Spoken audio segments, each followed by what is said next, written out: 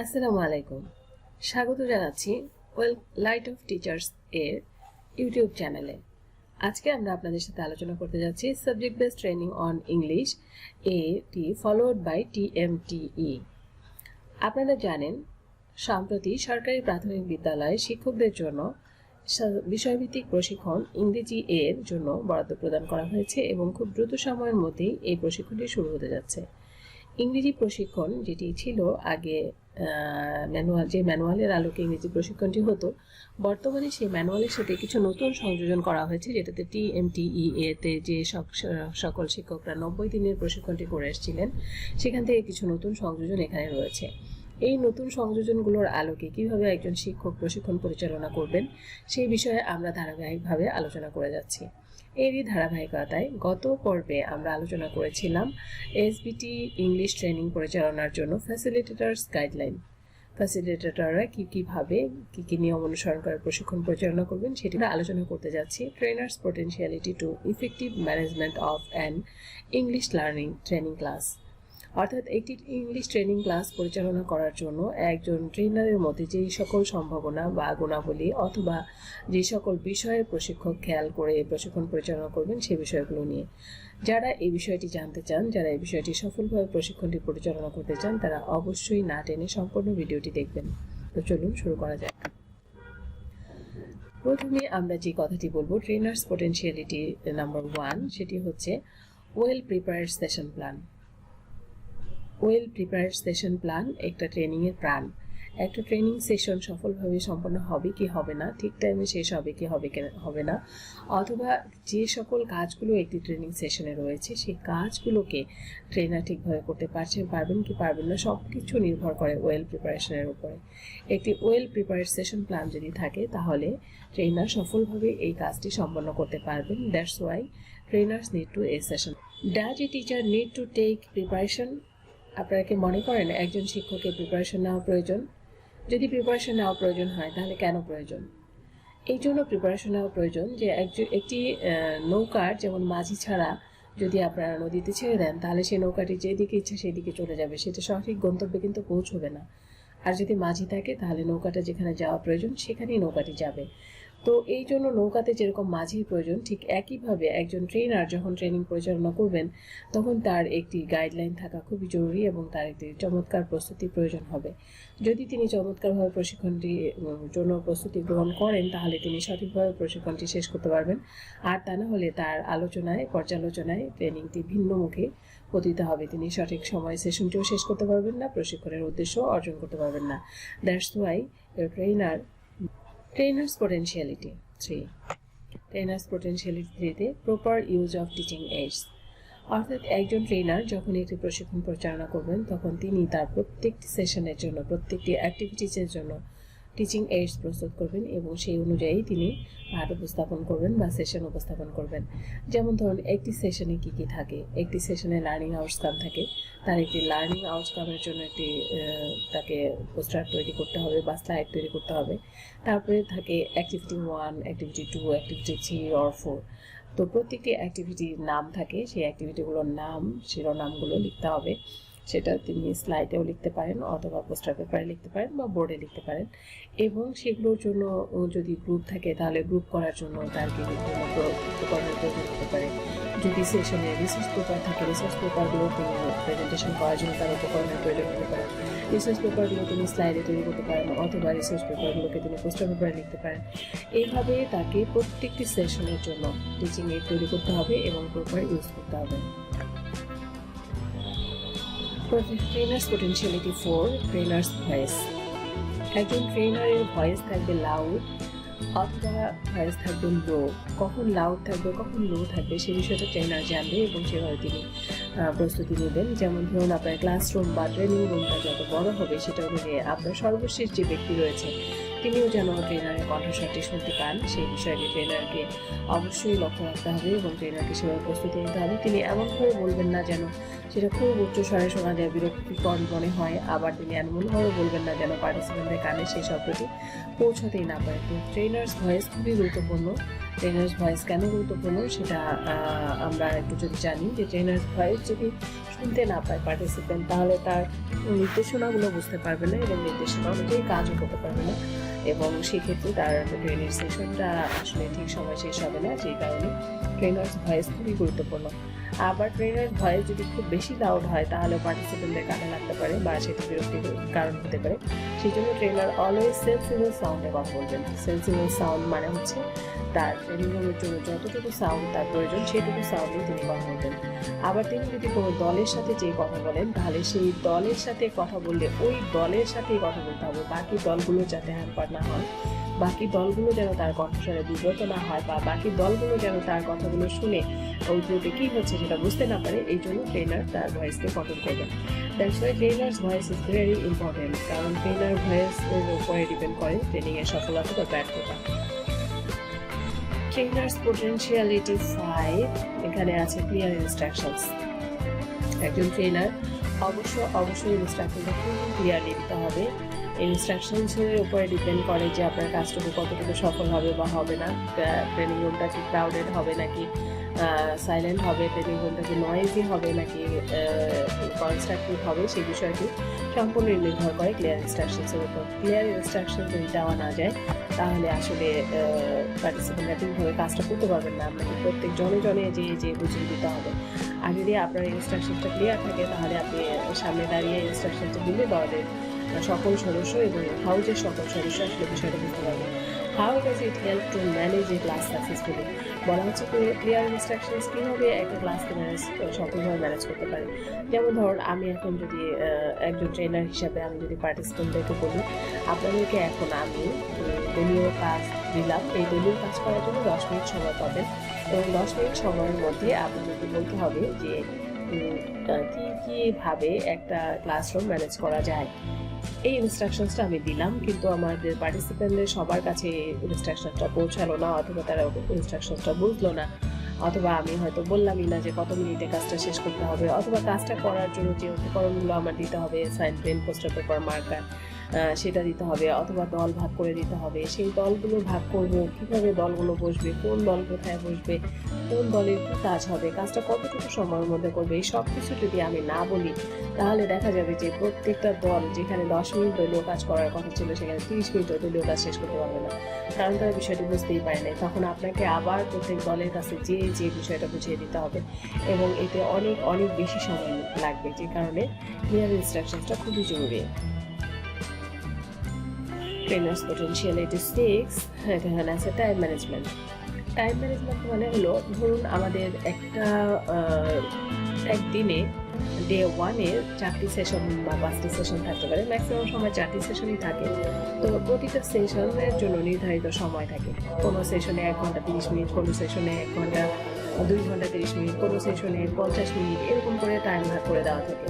এখন সেই ক্ষেত্রে আপনার যদি একটা সেশনে 1.5 ঘন্টা সময় থাকে আর 4টা কাজ থাকে, তাহলে দেখা যায় অ্যাক্টিভিটি 1-এর জন্য হয়তো 10 মিনিট সময় নিয়েছে, অ্যাক্টিভিটি 2-এর জন্য হয়তো 30 মিনিট সময় দিয়েছে, অ্যাক্টিভিটি 3-এর জন্য হয়তো বা 10 মিনিট সময় দিয়েছে। আপনি যদি এইগুলো টাইমলি শেষ করতে না পারেন, আপনার টাইম ম্যানেজমেন্ট যদি শেষ না হয়, তাহলে দেখা যাবে 10 মিনিটের যে কাজটি ছিল সেটি করতে আপনি 30 মিনিট যদি নেন, তাহলে 30 মিনিটের কাজটির জন্য আপনি 90 মিনিট নেবেন। যদি তা নেন তাহলে আপনার পরবর্তী সেশনটা কিন্তু টাইম ওভার হয়ে যাবে, এবং এইভাবে টাইম ওভার হতে দেখা যাবে একদিনে আপনি কোনোভাবেই সেশনগুলো শেষ করতে পারবেন না। এই কারণে টাইম ম্যানেজমেন্ট খুবই জরুরি এবং গুরুত্বপূর্ণ একটা পার্ট একটা ট্রেনিংয়ের।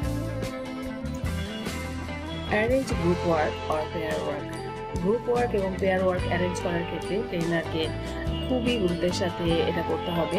কেন করতে হবে? কারণ আপনি যদি সঠিকভাবে গ্রুপ ভাগ করে না দেন তাহলে 30 জন বা 25 জন যে পার্টিসিপেন্ট আপনার থাকবে তারা দেখা যাবে দলে বসতেই সময় নিয়ে নেবে। দলে বসার জন্য যেখানে 2 মিনিট বা 3 মিনিট সময় আপনার আছে সেখানে হয়তো 10 মিনিট লেগে যাবে। এই জন্য গ্রুপ ওয়ার্কগুলো যখন আপনি করবেন তখন অবশ্যই গ্রুপটা কীভাবে আপনি তৈরি করবেন, কী উপায়ে গ্রুপ হবে, কোন গ্রুপ কোথায় বসবে, কোন গ্রুপকে আপনি কী কাজ দেবেন, গ্রুপে কাজ করার জন্য কী ম্যাটেরিয়াল লাগবে, সব কিছুর জন্য আগে থেকে আপনার প্রস্তুতি নিতে হবে। এবং পেয়ার ওয়ার্ক করার ক্ষেত্রে আপনাকে টাইম দিয়ে দিতে হবে যে এতটুকু সময় পেয়ার ওয়ার্ক করা যাবে। গ্রুপ ওয়ার্কের ক্ষেত্রে বলে দিতে হবে 5 মিনিট, 10 মিনিট, 15 মিনিট কতক্ষণ তারা গ্রুপ ওয়ার্কে কাজ করবে, এবং সেই কাজটি যে প্রেজেন্ট করতে হবে সামনে এসে সেটা কে প্রেজেন্ট করবে বলতে হবে। দলের সকল সদস্য প্রস্তুতি নেবে এবং যাকে বলবো সে প্রেজেন্ট করবে। এইরকম করে আপনাদেরকে গ্রুপ ওয়ার্ক এবং পেয়ার ওয়ার্কের জন্য অ্যারেঞ্জ করতে হবে এবং প্রস্তুতি নিতে হবে।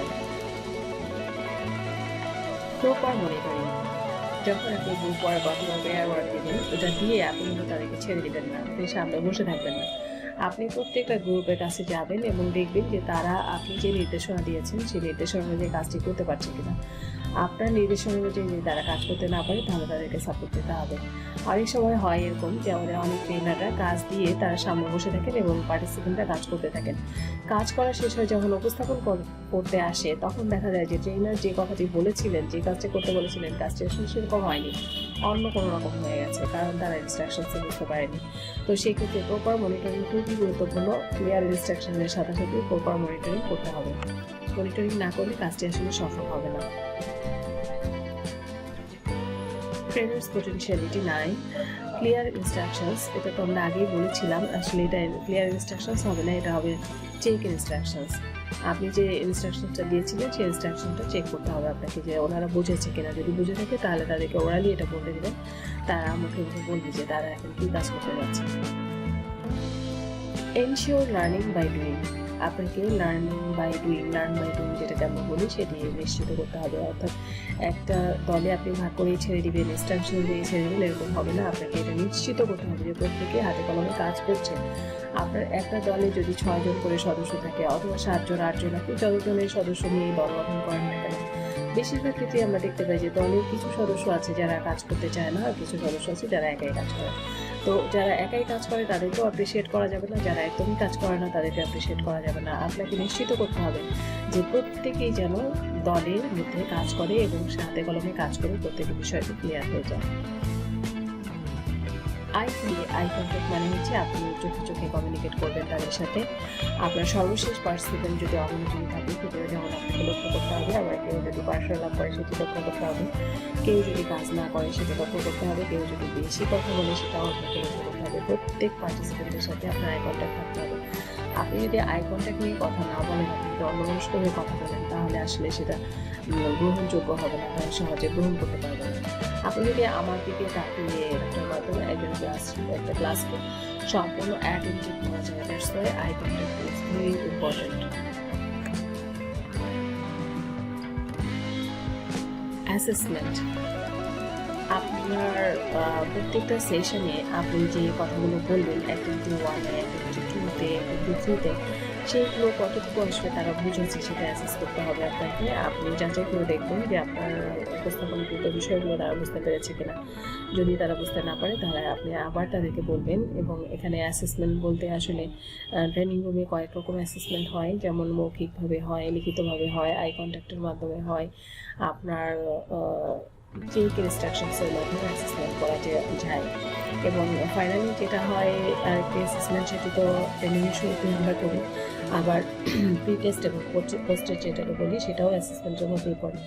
তো এইগুলো করতে হবে এবং আপনার প্রত্যেকটা সেশনের লার্নিং আউটকাম আপনার ছিল, আপনি কতগুলো লার্নিং আউটকাম নিয়েছেন, সেই লার্নিং আউটকামগুলো সফল হয়েছে কিনা সেটা যাচাই করতে হবে। কারণে how does it help to plan a lesson further, বলা হচ্ছে যে অ্যাসেসমেন্টের মাধ্যমে আপনি ফার্দার লেসন প্ল্যান করতে আপনার সহজ হবে। এটা আপনাকে হেল্প করবে। কীভাবে করবে? যেমন ধরুন আপনি এখন প্রশিক্ষণের উদ্দেশ্য নিয়ে বললেন, কথা বলার পরে পার্টিসিপেন্টদেরকে যখন আপনি আবার জিজ্ঞেস করলেন যে প্রশিক্ষণের উদ্দেশ্য কী ছিল, তারা যদি বলতে না পারে তাহলে আপনাকে বুঝতে হবে যে আপনার উপস্থাপনটা ঠিক ছিল না, আপনাকে আরও একটু ভিন্নভাবে উপস্থাপন করতে হবে। এবং এইটাই আপনাকে আপনার পরবর্তী সেশনের ক্ষেত্রে প্ল্যান করার ক্ষেত্রে আপনাকে সাহায্য করবে। প্রপার ইউজ অফ বোর্ড, আমরা যতই ডিজিটালি ট্রেনিং প্রশিক্ষণ পরিচালনা করি না কেন, যতই আমরা আমাদের ডিজিটাল কন্টেন্টের মাধ্যমে প্রশিক্ষণ পরিচালনা করি না কেন, বোর্ডের একটা ইউজ থাকবেই। সেই বোর্ডটাকে আমরা প্রপারলি ইউজ করবো। এবং বোর্ডে যখন আমরা লিখবো তখন আমরা এমনভাবে দাঁড়িয়ে লিখবো যাতে সকল পার্টিসিপেন্ট বোর্ডটিকে দেখতে পায়। এবং বোর্ডের লেখাগুলো একটু বড় করে লিখতে হবে যাতে সকল পার্টিসিপেন্ট দূর থেকেও দেখতে পায়। এই বিষয়টি মাথায় রেখে প্রপার ইউজ করবেন বোর্ডের। এবং বোর্ডের ব্যবহারটা শুধু ট্রেনারই করবে না, এখানে পার্টিসিপেন্টদেরকে দিয়ে বোর্ডের ব্যবহার করাতে হবে, সেই বিষয়টি ফ্রেন্ডস। পার্টিসিপেন্টকে স্ক্যাফোল্ড করতে হবে। এখন কথা হচ্ছে যে স্ক্যাফোল্ড কি? স্ক্যাফোল্ড হলো এমন একটা জায়গা যেখানে পার্টিসিপেন্টকে একটুখানি ক্লু দিলেই সে ধরেন কোনো একটি কাজে সে আটকে গেছে, সে বুঝতে পারছে না কি করতে হবে বা কি করা উচিত, সে সময় আপনি তাকে একটুখানি যদি ক্লু দেন, যে ক্লুটার মাধ্যমে সে সম্পূর্ণ কাজটা শেষ করে ফেলতে পারবে, এটাকে স্ক্যাফোল্ড বলা হয়। তো প্রত্যেক পার্টিসিপেন্টকে আপনার যদি প্রয়োজন অনুযায়ী আপনার যদি মনে হয় যে এখানে তাকে স্ক্যাফোল্ড দেওয়া দরকার, যেমন একটু দলীয় কাজ দিয়েছেন, সে আসলে বুঝতেই পারছে না কোথা থেকে শুরু করতে হবে, তো আপনি একটা উদাহরণ দিয়ে তাকে যদি বুঝিয়ে দেন তাহলে সেখান থেকে সে শুরু করতে পারবে। এটি হলো স্ক্যাফোল্ড। এবং স্ক্যাফোল্ড পার্টিসিপেন্ট এবং গিভিং ফিডব্যাক দিবেন এবং সেটা পজিটিভ ফিডব্যাক দিবেন প্রত্যেক পার্টিসিপেন্টকে, প্রত্যেক গ্রুপ ওয়ার্কের শেষে। আপনি যখন কাউকে গ্রুপ ওয়ার্ক দিলেন, সেই গ্রুপ যখন তাদের গ্রুপ ওয়ার্ক প্রেজেন্টেশন করলো, তখন আপনাকে অবশ্যই তাদেরকে ফিডব্যাক দিতে হবে যদি ফিডব্যাক থাকে। আর যদি ফিডব্যাক না থাকে তাহলে তাকে ধন্যবাদ দিয়ে তার কাজটাকে শেষ করতে হবে। এবং এটা একটু খেয়াল করতে হবে যাতে একই পার্টিসিপেন্ট বারবার উপস্থাপন না করে এবং কোনো পার্টিসিপেন্টের নাম ধরে ফিডব্যাক দিবেন না। কোনো গ্রুপকে যখন ফিডব্যাক দিবেন তখন গ্রুপকে ফিডব্যাক দিবেন। এবং যখন ডেমনস্ট্রেশন ক্লাসগুলো হবে, ডেমনস্ট্রেশন ক্লাসের পরে তো অবশ্যই ফিডব্যাক দিতে হবে। এবং সেই ফিডব্যাক দেওয়ার সময় আপনারা কাউকে এক করে ফিডব্যাক দিবেন না, পজিটিভ ফিডব্যাক দিবেন যাতে কারো মনে কষ্ট না লাগে বা কেউ মনক্ষুণ্ণ না হয়। তবে ফিডব্যাক আপনাকে দিতেই হবে। ফিডব্যাক না দিলে আসলে লার্নিংটা ক্লিয়ার হবে না, লার্নিংটা স্পষ্ট হবে না। এবং একজনের ফিডব্যাকের মাধ্যমে কিন্তু আমার বাকি 29 জন পার্টিসিপেন্ট সেখানে দ্যাটস ওয়াই ফিডব্যাকটা খুবই গুরুত্বপূর্ণ। তবে ফিডব্যাকটা অবশ্যই পজিটিভ ফিডব্যাক হবে। র্যাপোর্ট, এটা একটা খুবই গুরুত্বপূর্ণ জিনিস। What is it and why is it necessary?